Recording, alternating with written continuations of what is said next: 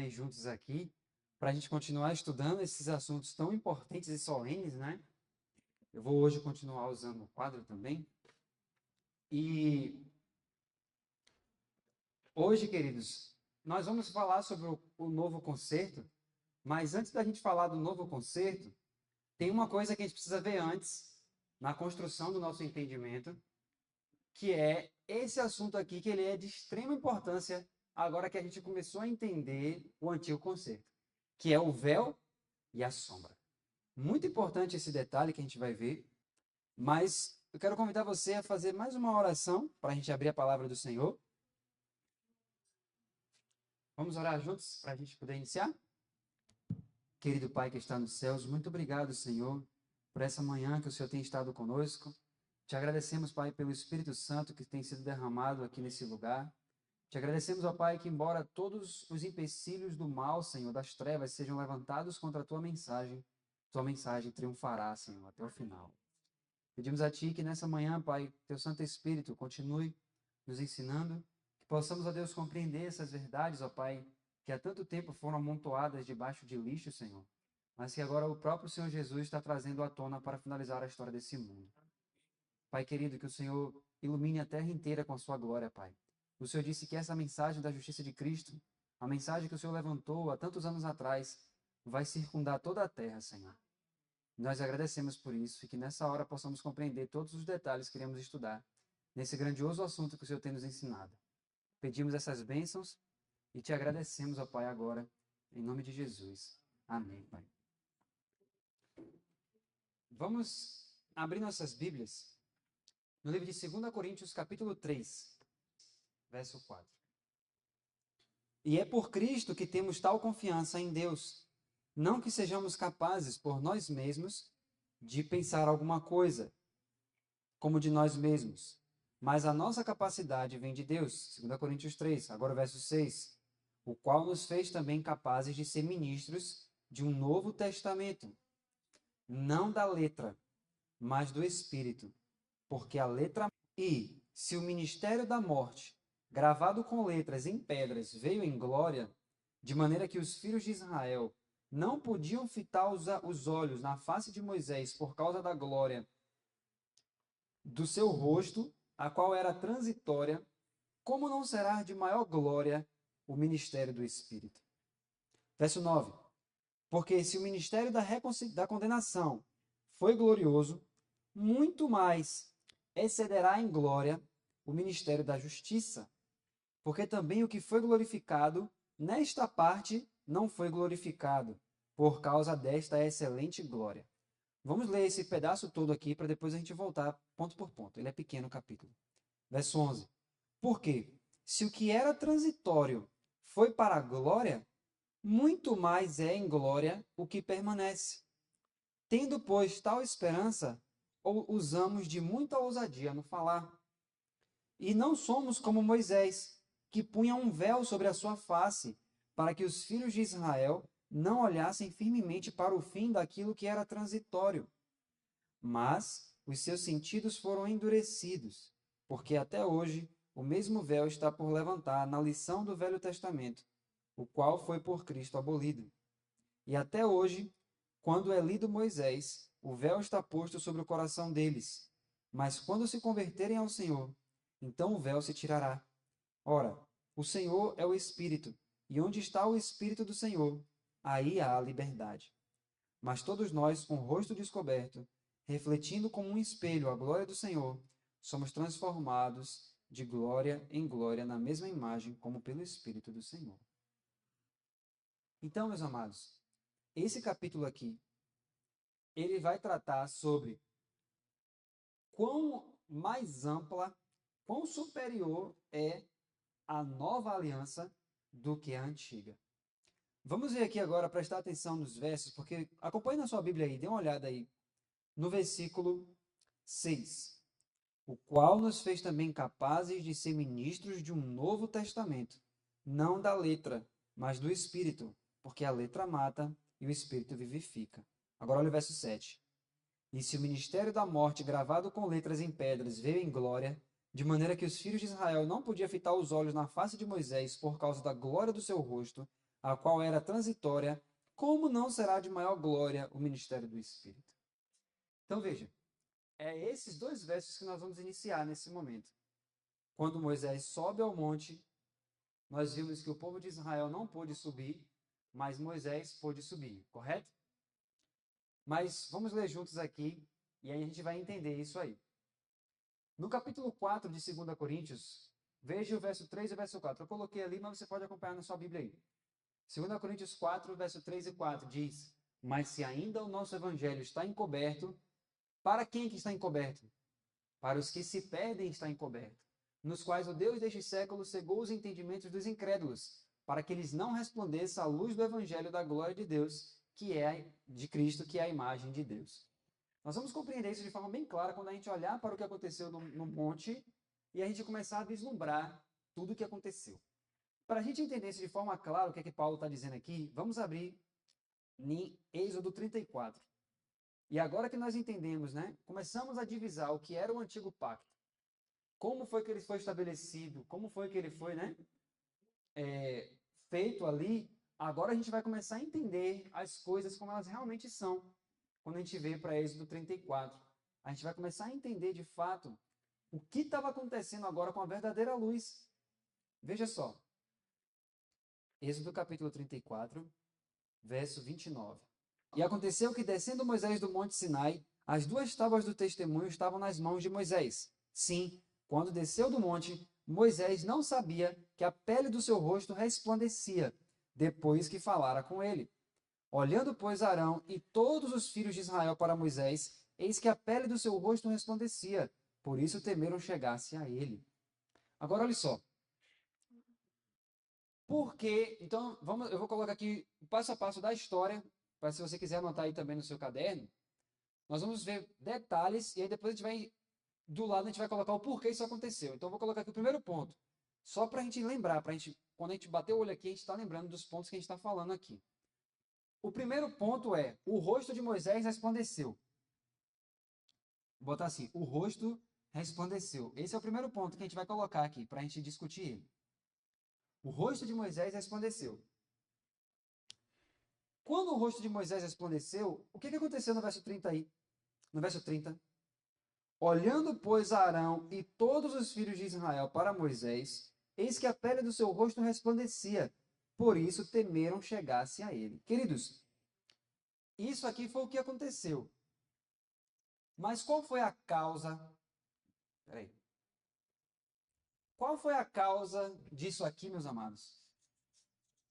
Veja que como vai ser importante a gente detalhar esses pontos. Porque você vai, quando a gente for falar da nova aliança ali no Sinai, aí vai ficar cada vez mais claro. Olha só. Primeiro ponto, o rosto de Moisés resplandeceu. Agora pergunta, qual foi o motivo que o rosto dele resplandeceu? Qual foi o motivo do rosto de Moisés resplandecer? Jejum e oração. Em outras palavras, consagração. Exato. Quando ele se consagrou, quanto tempo, meus amados, ele ficou na presença do Senhor ali? 40 dias e 40 noites. Então, primeira coisa que a gente já vai começar a entender aqui, porque Paulo vai falar sobre isso em 2 Coríntios 3, mas nós precisamos entender todos os detalhes que aconteceram ali, porque quando Paulo vai falar daquilo que era transitório, aquilo que não permanecia, você tem que entender do que ele está se referindo. Porque o mundo cristão em geral, eles interpretam isso aqui de uma forma completamente deturpada. E se nós não entendemos de fato o que está sendo dito ali, com todos os detalhes, nós não vamos entender a mensagem que o apóstolo Paulo estava trazendo ali para nós, o Espírito Santo por meio dele. Então, o primeiro ponto é, o rosto de Moisés resplandeceu porque Moisés estava na presença imediata de Deus. Então, você vê ali no Sinai, Moisés, que viveu na presença imediata de Deus, jejuando, orando, se consagrando, recebendo ali a presença do Senhor. E nesses mesmos 40 dias e 40 noites, o povo estava igual a Moisés? Jejuando, orando, buscando a presença? Não. Agora, faça um paralelo disso com os dias de hoje. Você já leu em Primeiros Escritos o Espírito de profecia dizendo que ela viu, ela teve uma visão onde ela via pessoas agonizando, chorando, suplicando, pedindo ao Senhor, Pai, dá-nos do teu Espírito, dá-nos do teu Espírito. E aí, sobre essas pessoas, os anjos, eles olhavam isso, né? E Deus fazia com que essas pessoas recebessem ainda mais anjos ali ao redor delas, para cuidar delas. E a luz saía de Cristo e ia para essas pessoas, porque elas entenderam o tempo que estavam vivendo, entenderam a solenidade do tempo, e elas estavam ali na presença imediata do Senhor, orando, estudando a palavra, jejuando, estavam recebendo a luz de Cristo. E ela vê ao mesmo tempo outras pessoas que viviam no mesmo período, mas eram indiferentes e descuidadas. Não estavam nem aí. Viviam sua vida cristã de uma forma normal, não tinham um anelo pela presença do Senhor, e essas pessoas, Ellen White fala que os anjos, elas perdiam a presença dos anjos e os anjos iam para as outras que se consagravam. Ou seja, as pessoas ficavam com mais espíritos ministradores. Então, ou seja, a luz que Moisés refletiu era um símbolo de quê? Era uma consequência, na verdade, de quê? Da consagração que ele teve com o Senhor, da entrega que ele se fez ao Senhor. De forma que quando ele desceu, Cristo estava tão resplandecente nele ali, que o povo não conseguiu o quê? Agora, deixa eu te fazer uma pergunta. Será que o povo não conseguiu olhar para Moisés porque o povo olhou e falou assim, não, Moisés é diferente. Moisés é um homem...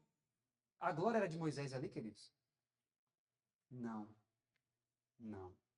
Então, olha o verso 30 de novo. Olhando, pois, Arão e todos os filhos de Israel para Moisés, eis que a pele do seu rosto resplandecia. Por isso temeram chegar-se a ele. Agora, olha o verso 31.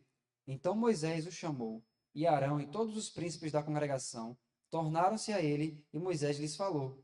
Depois chegaram também todos os filhos de Israel, e ele lhes ordenou tudo o que o Senhor falara com ele no monte Sinai. Assim que Moisés acabou de falar com eles, pôs um véu sobre o seu rosto.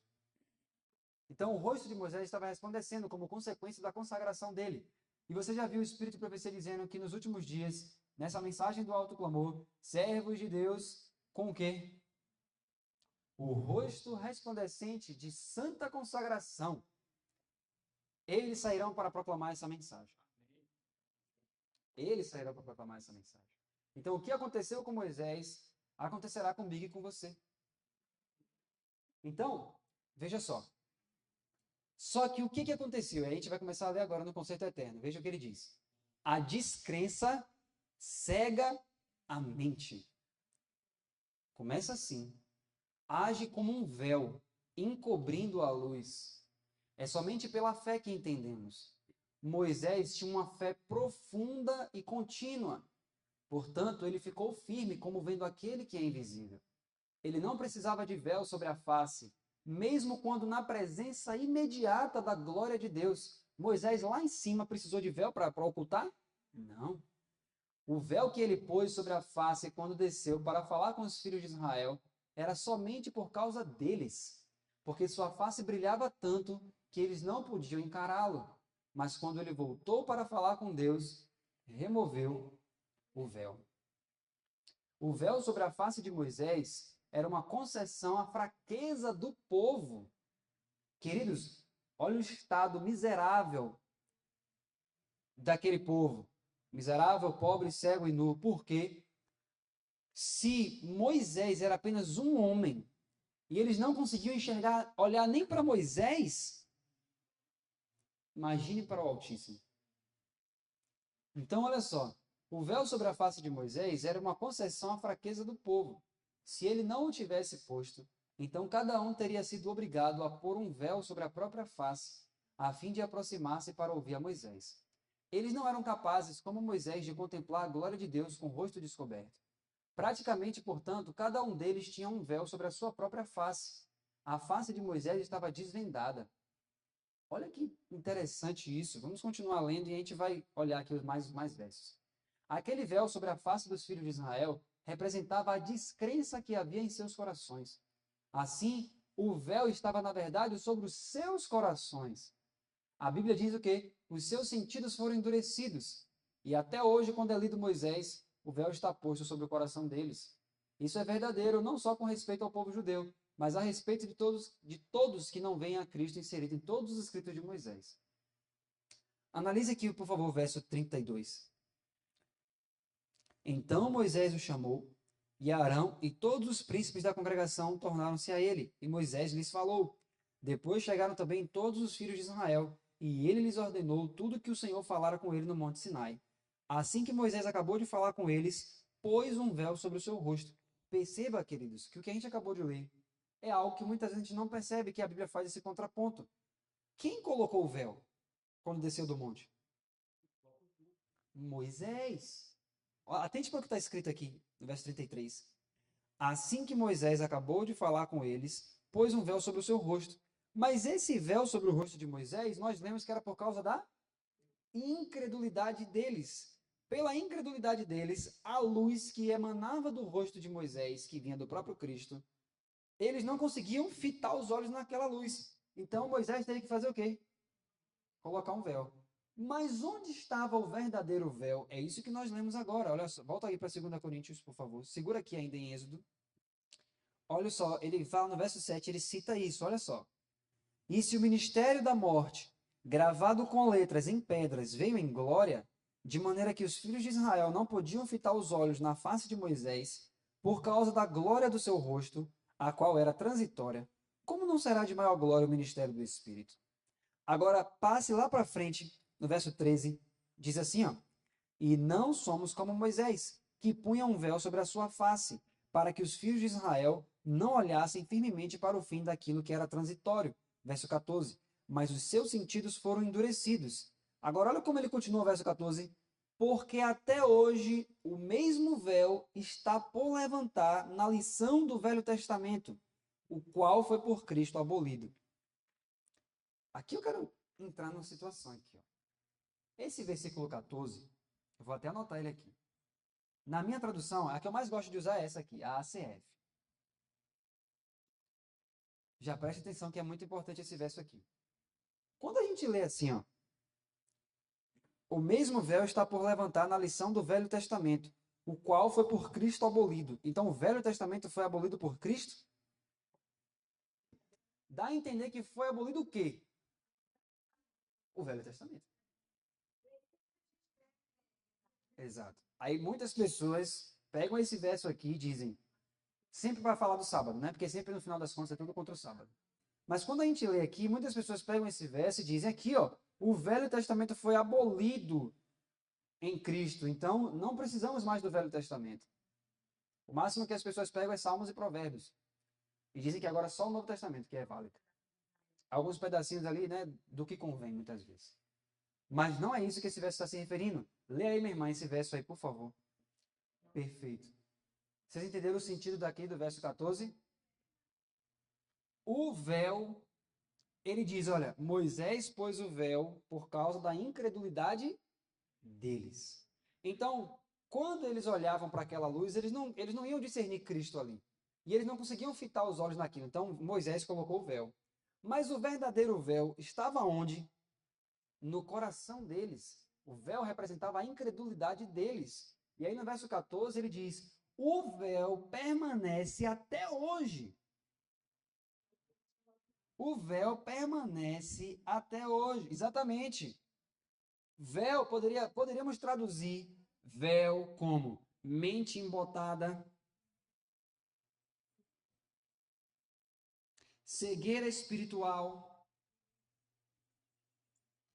que mais? Incredulidade. Então, o que ele está dizendo? O véu permanece até hoje, mas em Cristo ele é abolido ou aniquilado. O que ele está dizendo? A incredulidade, meus amados, ela só é uma doença. Ela só pode ser aniquilada em Cristo. É isso que ele está dizendo aqui. Mas qual era o grande problema dos judeus do passado, da nação judaica? Eles olhavam para as profecias, olhavam para as coisas, mas não conseguiam discernir Cristo. Como é que a descrença vai sair se ela só sai em Cristo? Então ele diz: o véu permanece até hoje. E quando nós lemos a palavra de Deus, mas não conseguimos enxergar Cristo para assimilar Cristo, para trazer Cristo para a nossa vida, o véu continua na gente até hoje. Então, se o véu só é tirado em Cristo, então nós precisamos receber o Espírito de Cristo. Precisamos ter o Espírito Santo. Precisamos orar para que o Espírito Santo revele o entendimento da palavra para nós. Porque se não for o Espírito Santo ensinando para nós a palavra de Deus, o véu permanece. O véu permanece. Então, olha só. Agora veja. Aquele véu sobre a face dos filhos de Israel representava o quê? A descrença que havia em seus corações. E ele continua. Um véu interposto entre o povo e a luz os deixa em sombras. Aqui que começa o ponto. Por isso que a gente tinha que começar por isso aqui. Imagine nesse desenho aqui, ó, você tem o sol. Você está vendo o sol aqui. O sol, Jesus em Malaquias 4:2, ele é chamado de quê? Sol da justiça. Aqui está o ser humano. Eu vou fazer uma coisa bem simples mesmo, só aqueles bonequinhos que a gente já conhece. Aqui está o sol. Aqui está o ser humano. Qual é a vontade de Deus? Que você receba a luz direto, sim ou não? Não foi isso que aconteceu com Moisés? Foi. Só que Deus queria que a luz penetrasse diretamente no ser humano. Só que a incredulidade gera uma barreira. E se você tem a luz do sol aqui e você tem uma barreira aqui, o que é que vai restar aqui do outro lado? Sombras. Ah, então agora que a gente vai começar a pegar do início o porquê que o Antigo Testamento, né? Quando chega no Novo Testamento, fala tanto de sombras, que agora Cristo é realidade. Quantas vezes a gente fala isso, mas a gente não sabe de onde vem. Então, o Antigo Testamento, ele começou, né? As pessoas que viveram ali no Sinai começaram a viver em sombras porque elas colocaram algo para se interpor entre elas e Deus. E aí começaram a viver nas sombras. O sol da justiça não conseguia brilhar direto sobre elas. Então, o véu deixou o povo em sombras. Olha que interessante. Qual é a sombra que Deus realmente queria que o povo vivesse? Salmo 91 diz o que, queridos? Eu posso apagar isso aqui? Não, eu vou fazer embaixo, só para a gente fazer um contraponto. Isso aqui é a sombra da incredulidade. Incredulidade. Mas Deus realmente queria que seu povo vivesse na sombra. Qual sombra? Na sombra do Altíssimo. Eu vou sentar aqui, mas é só para poder ficar baixinho aqui, para poder escrever aqui, ó. Na sombra do Altíssimo. E que sombra do Altíssimo é essa, meus amados? Essa é a sombra do maligno, a incredulidade, porque é ela que barra a luz de vir direto do céu. Mas também existe a sombra do Onipotente. Existe ou não existe? E qual é a sombra do Onipotente? Pense comigo. Olhe para o santuário. Onde é que Jesus está nesse momento? No Santíssimo. Foi no Santíssimo que começou o problema no céu. Foi ou não foi? Porque Satanás era o quê? Querubim cobridor. Ele cobria a arca. Agora, pense comigo, ó. Só um desenhozinho pequeno para a gente ver. Imagine que aqui está a arca. E digamos que digamos não, né? Pela fé você entra no santuário, sim ou não? Está escrito que você entra pela fé no santuário. Agora, só a título de ilustração. Imagine que você está aqui, você chega no santuário e o que que tem aqui em cima da arca? Os querubins, né?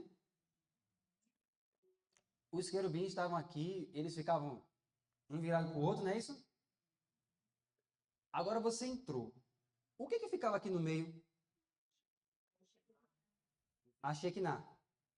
Você concorda que a luz da glória de Deus ia irradiar para todos os lados? Só que as asas dos anjos ficavam o quê? Abertas, encobrindo. Então, quando a luz irradiava que batia aqui pela asa do anjo, o que que gerava aqui depois? A sombra. O que que Deus está mostrando com isso? que quando você habita no esconderijo do Altíssimo, o próprio Salmo 91 fala, ele dará ordens aos anjos a seu respeito para te guardarem em todos os seus caminhos. Ou seja, quando a Shekinah batia na asa do anjo, gerava uma sombra. E é sobre essa sombra que Deus quer te colocar, sobre o ministério dos anjos, guardando e protegendo você. Essa é a sombra do Altíssimo. É o ministério dos anjos. Essa é a sombra do Altíssimo. Não é essa a sombra que ele queria que o povo vivesse. Vocês entenderam direitinho? Então, quando eles olharam para as coisas que Deus fazia com Moisés, a incredulidade tapava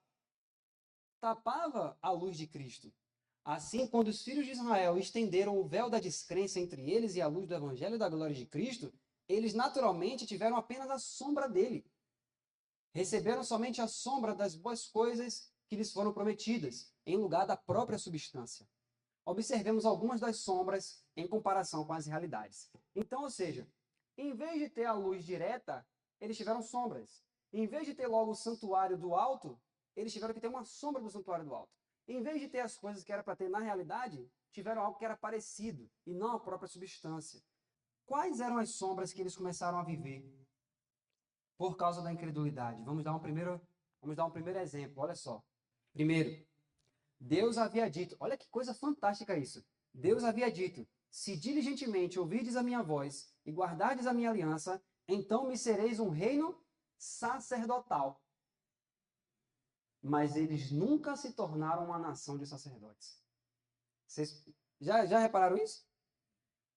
Somente uma tribo, que foi a tribo de Levi, podia ter qualquer ligação direta com o santuário.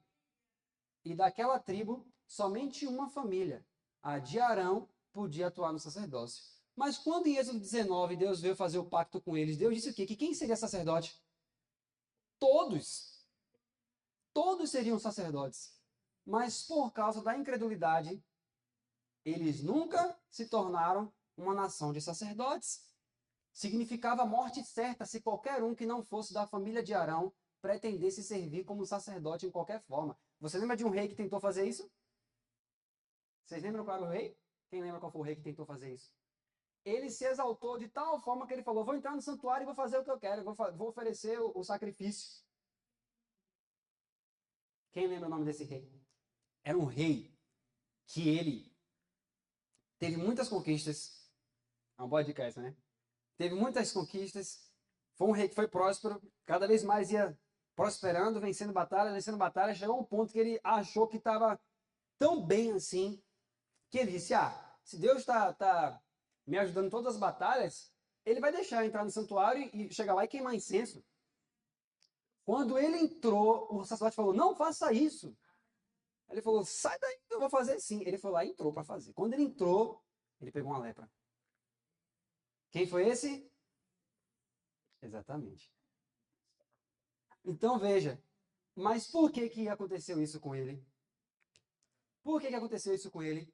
Porque, na verdade, Deus queria sim que ele fosse um sacerdote, mas não era possível nas sombras, porque nas sombras da incredulidade, por causa daquele povo, da incredulidade do povo, nem todos podiam ser sacerdotes.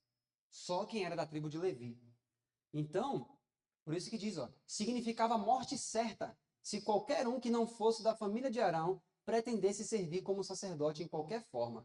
Contudo, todos quantos são realmente filhos de Deus, mediante a fé em Cristo Jesus, são o quê? Uma nação de sacerdotes. Glória a Deus. Mesmo um sacerdócio santo para oferecer sacrifícios espirituais aceitáveis a Deus por Jesus Cristo. Isso foi o que Deus prometeu à nação judaica no Sinai, mas eles nunca o alcançaram porque não observaram o seu conceito de fé, antes confiaram em sua própria força. Olha o que eles conseguiram por causa da incredulidade. Era para eles entrarem no santuário celeste, entrar mesmo. Só que quando eles fizeram a disposição do santuário terrestre, quando tinha lá, vou fazer uma casinha, né, representando o santuário. Quando teve o santuário, e aqui é o pátio. E aqui é a entrada. Quando teve o santuário, até onde o pecador ia aqui? Até no máximo aqui, ó. Ele nem entrava, queridos. A incredulidade era tão profunda que nem no terrestre, que era sombra, eles entravam. Que desgraçado coração nós temos, meus amados. Isso aí representa o nosso coração.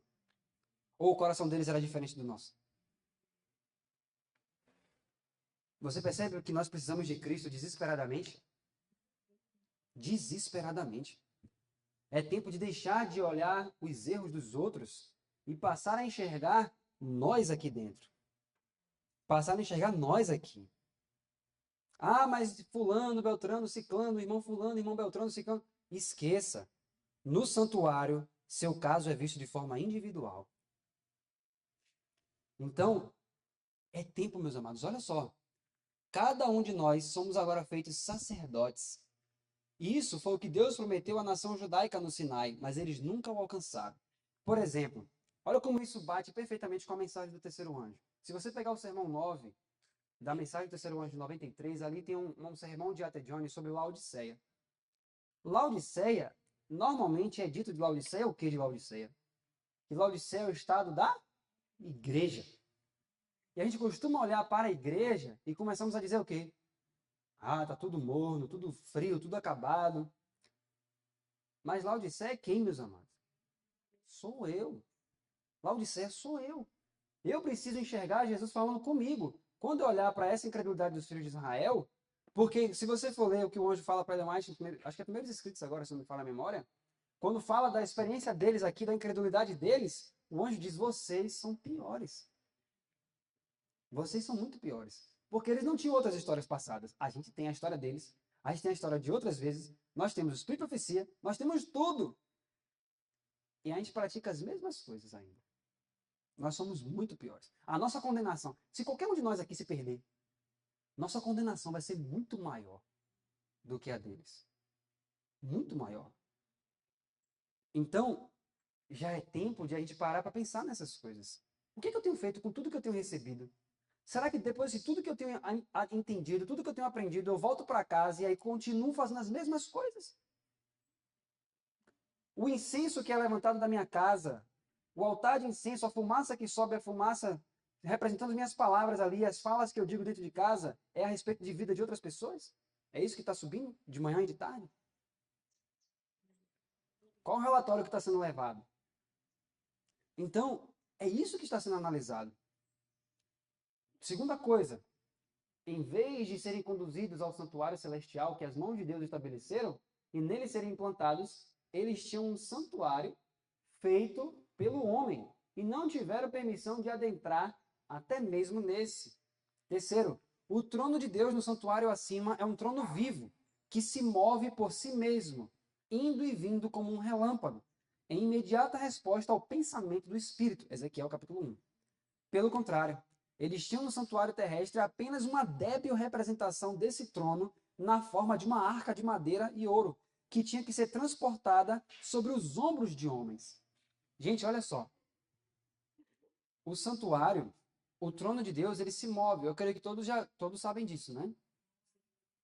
Que o trono de Deus tem rodas de fogo e se move para lá e para cá, para onde ele quer. Onde o Espírito Santo quer levar, ele vai. Agora, o que representava o grande trono de Deus? Uma caixa de madeira. Olha que disparate. Uma caixa de madeira. 4. A promessa no concerto com Abraão que o povo de Deus devia observar era de que a lei devia ser colocada onde? No coração. Queridos, sobre o trono, tem um texto da irmã White, é porque eu não tenho ele aqui agora para mostrar para vocês. Mas esse texto, ela diz assim que... Você já viu Jeremias falar assim, né? Vocês se prostituíram nos altos e tudo isso e tal, e muitas vezes a gente lê essas coisas e a gente diz assim, não, eu nunca nem fiz isso, eu nunca subi em um monte para adorar um pedaço de pau de madeira. Só que o Espírito de Profecia fala que quando nós falamos palavras apaixonadas no sentido de carregadas de paixão, ou seja, carregadas de ira, de ódio, de rancor e tal, por exemplo, a relação de marido e mulher. Ela diz que quando uma pessoa responde a outra com ira, com veemência, né? E tudo isso, ela disse que aquilo ali é uma oferta à majestade satânica. É como se você estivesse pegando um altar de incenso e queimando incenso para a majestade de Lúcifer. Então imagine, a incredulidade já barra você de chegar até Deus. Agora imagine a incredulidade chegar ao ponto de não só ficar distante de Deus, na realidade, mas de queimar incenso para o próprio Satanás. Muitas vezes isso é feito. Então ele diz, a promessa no concerto com Abraão que o povo de Deus devia observar era de que a lei deveria ser colocada no coração. Os filhos de Israel obtiveram em tábuas de pedra. Em vez de pela fé receberem a lei do Espírito de vida em Cristo Jesus, ou seja, a pedra viva, no meio do trono de Deus, que lhes comunicaria a vida, tornando-os também pedras vivas, eles receberam a lei somente sobre tábuas de pedra frias e sem vida, que nada lhes podia conceder a não ser a morte. Então, por que Deus escolheu pedras? A pedra era justamente demonstrando ali a incredulidade e a morte da forma como eles receberam. O que você pode receber com uma pedra, queridos? O que você vai ter de bom com a pedra? Por isso que Prescott, no sermão dele, ele diz o seguinte: Deus pregava o evangelho quando ele mandava pessoas serem apedrejadas. Você fala assim, como? Como assim? Porque pedra representa algo sem vida, morte. E transgredir a lei, quando Deus mandava jogar pedras na pessoa, aquilo nada mais significava exatamente o que foi o conceito: morte. Transgredir a lei é morte.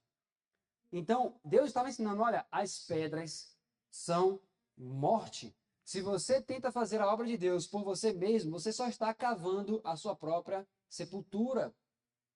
Então, a lei de Deus, Deus queria conceder a eles com o próprio Espírito Santo. Se você for ler lá Pedro, quando ele diz lá em 1 Pedro 2, diz que Jesus é uma pedra viva. Se Jesus é uma pedra viva e Jesus entra em você para habitar em você e morar em seu coração, você passa a ser também uma pedra viva. Mas como eles não aceitaram isso, agora a pedra foi exterior, fria, e só poderia trazer morte para eles. Essa foi a sombra. A pedra era uma sombra do próprio Jesus. Em suma, em vez do ministério da justiça de Deus em Cristo, eles somente obtiveram o ministério de morte, pois a própria coisa que é um sabor de vida para aqueles que creem é um sabor de morte para os que não creem.